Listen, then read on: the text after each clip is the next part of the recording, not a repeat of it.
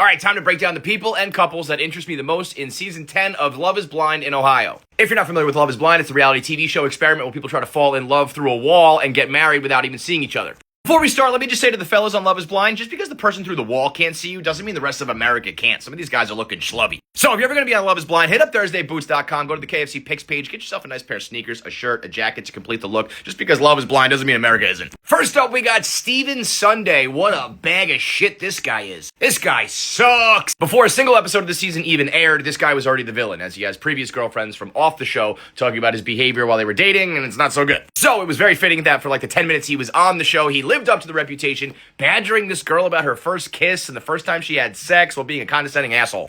Are you comfortable telling me about like how you lost your virginity? Yeah, I lost in college. Ooh, I thought I was a late bloomer too. I don't like the comment of late bloomer. I think everyone is on their own journey. Was it like early in college, like freshman year type thing? It is. So 19, 20. Mine's like beautiful. It's sort of like the best. I just remember we were watching like a love movie.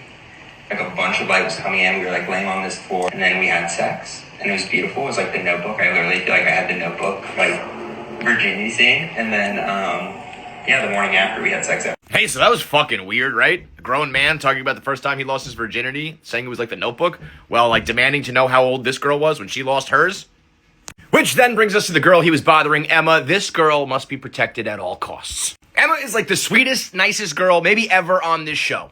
I guess she was like an ugly duckling who like went through an awkward phase and didn't have many friends or romantic interests, but then she blossomed into like this beautiful swan because she talks about herself so poorly, and she's fucking beautiful.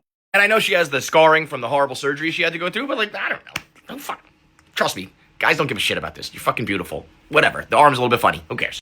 Male equivalent to Emma is Jordan. This big guy is the man. He looks exactly like Big E from the MTV Challenge. He's a big boy with a big personality. Fucking love.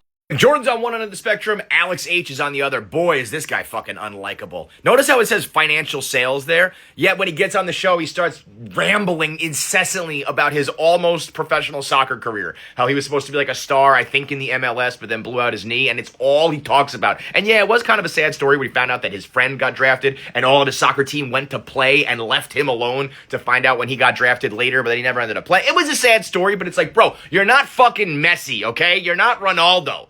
You're on Love is Blind as a financial salesman. Like, shut the fuck up about the soccer. Anyway, he falls in love with this beautiful chick, and it just seems like they're going to be like the pretty couple, like the hot people who just fuck each other all over the place. But he ends up going to Brittany being like, hey, I heard your man's not fucking you yet, and like, you're more my type, so let's see where that goes, even though you are actively engaged to the blonde chick. But that kind of checks out because Brittany and Devontae are the worst couple of all time. Like, there has never been two people who should be together less than these two. Just fucking break up, man. You're sweating around her. You never like to talk to her. You don't fuck her. She barely likes you. Like, just don't do this.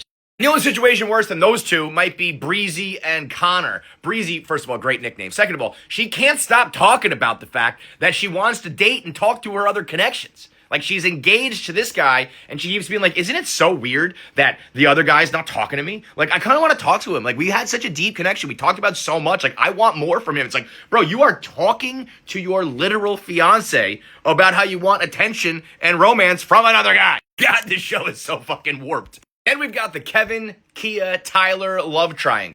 First of all, Tyler, what a nightmare this chick is. Go on a show where everyone has to date multiple people and then freak the fuck out when someone's dating multiple people.